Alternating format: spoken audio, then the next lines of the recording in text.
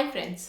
आज रात से मैं इम्पॉर्टेंट के साथ साथ बोलूँगी कि काफ़ी पावरफुल डेज शुरू हो रहे हैं और ये हम सब जानते होंगे, गुप्त नवरात्रे। ओके, बहुत बार हम गुप्त नवरात्रों के बारे में सुनते हैं, लेकिन क्योंकि गुप्त नवरात्रों में तांत्रिक सिद्धियां होती हैं, कुछ तंत्र विद्याओं की सिद्धियां होती हैं, उनसे रिलेटेड तंत्र मंत्र की पूजा अर्चना होती है, इसलिए हम आम जीवन में इसको ज़्यादा इसके लिए जो पूजा पाठ होती है फिर या इसके लिए जितने भी रिचुअल्स होते हैं वो बहुत कम करते हैं, राइट। यहाँ पे भी मैं अगर गुप्त नवरात्रों के बारे में आपको कुछ बताने आई हूँ तो कोई बहुत इंपॉर्टेंट कोई पूजा पाठ या रिचुअल करने के लिए नहीं बोलने वाली हूँ। यहाँ पे इसमें सिर्फ कुछ श्लोक बोलूंगी जो हर रात को आप बोल करके सोएंगे, ठीक है। क्यों? क्योंकि इस गुप्त नवरात्रों की मान्यता ये है कि इसमें अगर हम कुछ श्लोकों का उच्चारण या मंत्रोच्चारण करें तो फिर मतलब मनोकामना पूर्ति के लिए होते हैं ये नवरात्रे। तो अगर कुछ ऐसे डिवाइन डेज हैं तो उनको छोड़ना तो अच्छी बात नहीं है, उनको तो हम ज़रूर करेंगे अपनी अपनी विशेष के लिए या फिर लाइफ में आगे बढ़ने के लिए, ठीक है।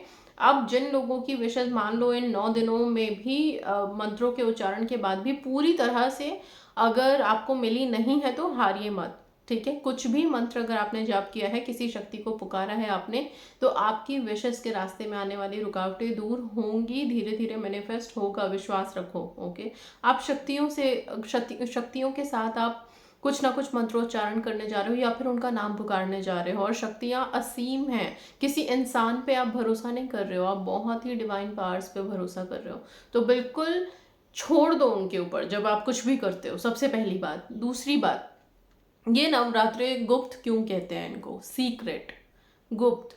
अच्छा, आपने देखा है हम एक दूसरे से जब भी बात करते हैं या किसी फ्रेंड से, फैमिली मेम्बर से, किसी को भी बोलो कि ये बात सीक्रेट है, इसे ना किसी को मत बताना, ये बात किसी को बतानी ही नहीं है। अब हर इंसान को पेट में दर्द होना शुरू हो जाता है कि कब हम इस बात को जाके किसी को बता दें।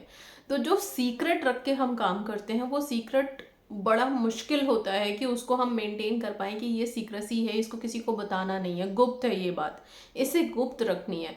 और जितनी चीज़ें गुप्त रखी जाती हैं, चुपचाप की जाती हैं, कोई बहुत इंपॉर्टेंट काम हो, सपोज मान लो आपने बहुत सारा, एकदम से आपके घर में बहुत सारा पैसा आ गया है, तो आप उस चीज़ को रखोगे ना गुप्त, कि इसे बाहर किसी और को नहीं बताना है, राइट।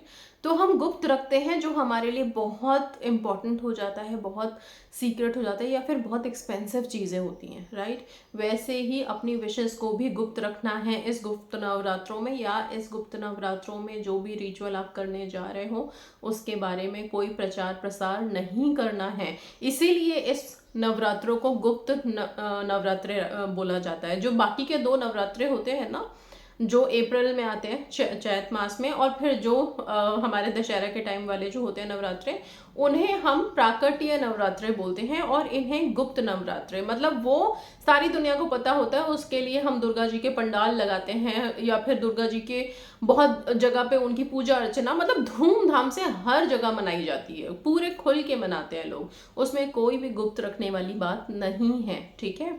लेकिन ये जो नवरात्रे हैं इनको बहुत गुप्त तरीके से किया जाता है, बहुत चुपचाप किया जाता है। इसके पीछे का भी कारण सिर्फ इतना है कि इसकी शक्तियां जो है वो इतनी भयंकर है, विशाल है, इतनी ज़्यादा एक एक्सट्रीम लेवल की शक्ति है, ठीक है। तो थोड़ा सा डर होता है जब हम शक्तियों के साथ बातचीत कर रहे हैं, शक्तियों के साथ हम कोई काम कर रहे हैं, पूजा अर्चना कर रहे हैं, तो बहुत सावधानी से करनी होती है। इसीलिए ये जो नवरात्रे हैं ये आम इंसानों के लिए रखी भी नहीं गई हैं, ठीक है। करते हैं लोग, पूजा अर्चना कर लेते हैं अपने घर में, कलश स्थापना भी करते हैं, लेकिन इसमें बहुत सारी चीज़ों का ध्यान रखना पड़ता है।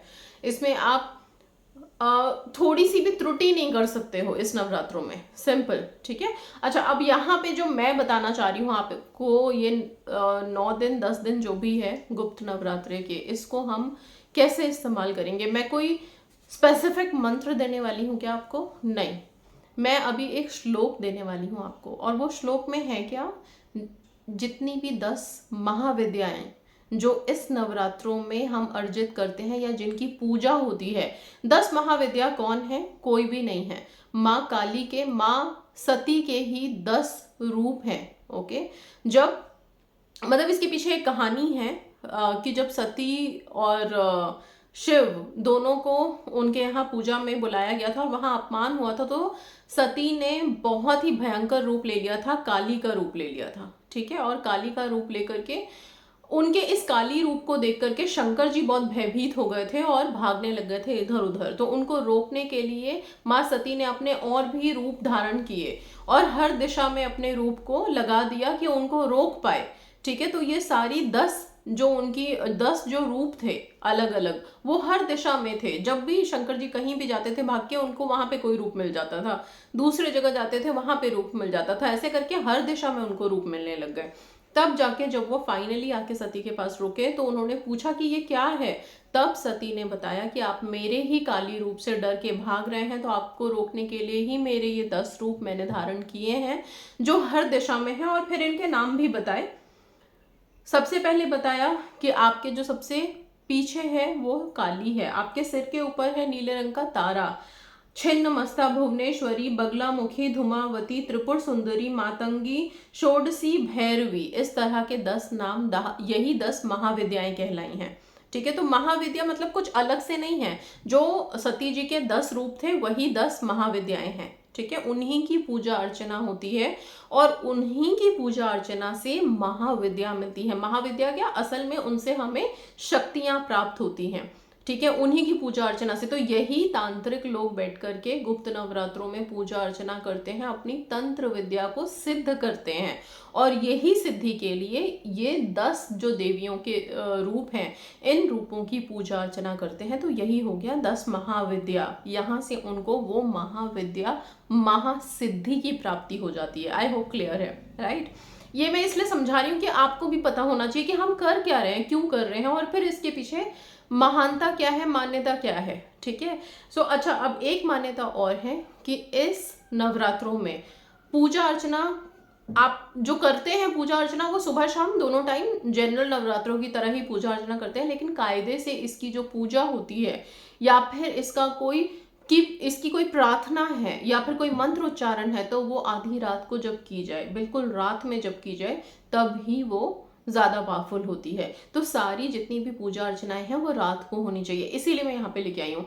आप लोगों को बहुत ज़्यादा किसी चीज़ में नहीं डालूंगी, सिंपल एक श्लोक दूंगी जिसको रोज़ाना रात में सोने से पहले आप जहाँ भी बैठे हैं, अगर आप मंदिर में बैठ के कर सकते हैं तो बहुत अच्छी बात है।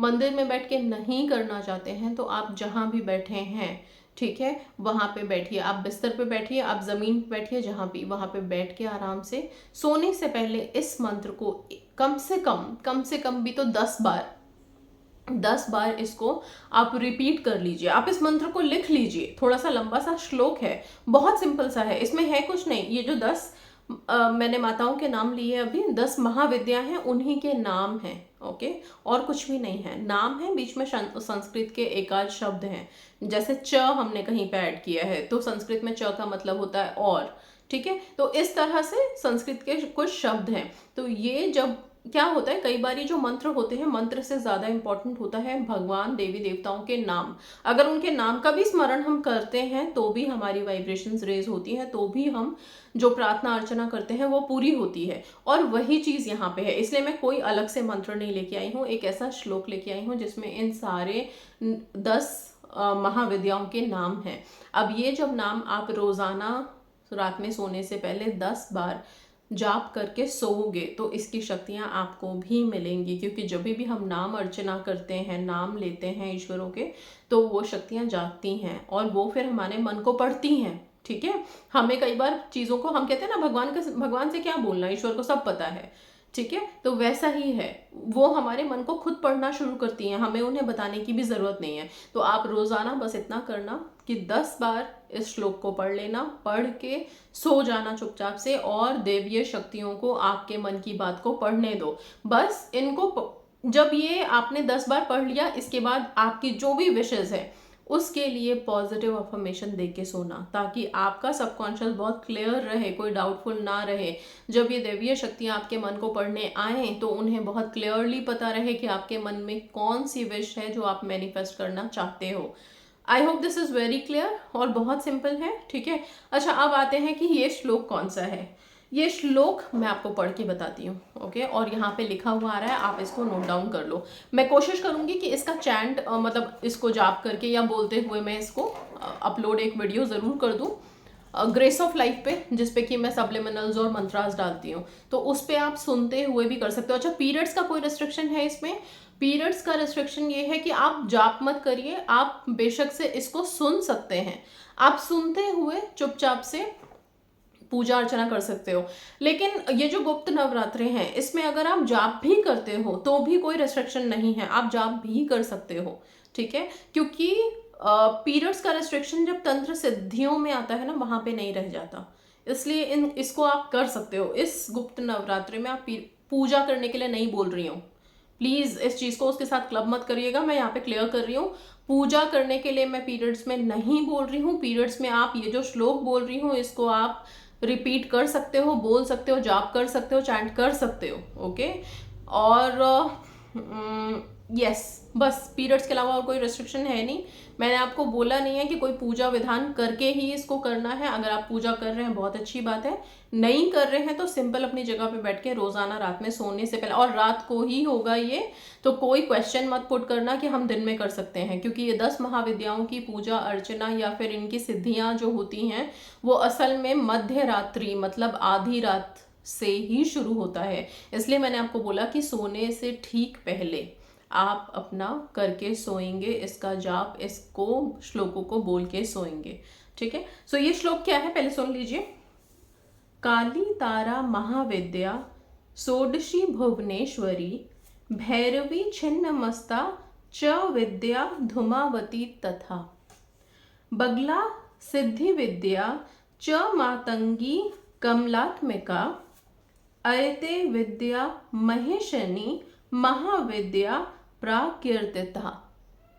ठीक है, बहुत सिंपल है, सबके नाम है इसमें और कुछ भी नहीं है, ठीक है। काली तारा महाविद्या षोडशी भुवनेश्वरी भैरवी छिन्नमस्ता च विद्या धूमावती तथा बगला सिद्धि विद्या च मातंगी कमलात्मिका अयते विद्या महेशनी महाविद्या प्राकीर्तिता। ठीक है, सिंपल सा है, इसको आप लिख लीजिए। इंग्लिश हिंदी दोनों में यहाँ पे लिखा हुआ आ रहा है, आपको जिस लैंग्वेज में कन्वीनियंट है उसमें लिख लीजिए। और इसको रोज सोने से पहले आप इसको सिर्फ 10 बार बोल करके बोलेंगे, इसको अपनी जुबान से बोलिए इसको, ठीक है, बोल करके। और फिर इसके बाद अपनी अपनी विशेस के लिए अफर्मेशन, सिर्फ एक बार अफर्मेशन अपनी विश के लिए दे के चुपचाप सो जाएंगे। जब ये एनर्जीज जिनको आप इन्वोक कर रहे हो वो आपका मन पढ़ने की कोशिश करेंगी, तो बहुत क्लियर होना चाहिए आपके सबकॉन्शियस क्या चाहते हो आप, ठीक है। सो इसको करना कितने दिन है, तो आज पहला नवरात्रा है, आज रात से आप शुरू करेंगे। जो लोग आज ये वीडियो नहीं देख पाए हैं तो पैनिक होने की जरूरत नहीं है, जिस दिन से आपने देखा है उस दिन से आप शुरू कीजिए। और फिर आखिरी नवरात्रा मतलब नवरात्रे खत्म हो रहे हैं 28 तारीख को, तो 28 तारीख की रात को भी आप करना, ठीक है। सो 28 तारीख की रात तक जरूर इसको कर लेना आप। करने के बाद आप छोड़ देना, सरेंडर कर देना माँ के चरणों में। जितनी भी शक्तियों से आपने आग्रह की है, विनती की है, वो जरूर आपकी आग्रह विनती सुनेंगे और आपकी मनोकामनाएं, विनती, प्रार्थना सब जरूर पूरी होंगी। सो आई होप चीज़ें क्लियर हैं यहाँ पे। और यस, आप कर सकते हैं इसको। अच्छा, ये गुप्त नवरात्रों से रिलेटेड 2 उपाय मैं ज्ञान 24 पर डालूंगी जो कि हमारे पूजा से रिलेटेड है, तो वो जिसको भी इंटरेस्टेड हो आप वो करने में, तो वो आप लोग उस चैनल पे आके देख सकते हो। फिलहाल यहाँ पे इतना ही। So that's all guys, thank you so much and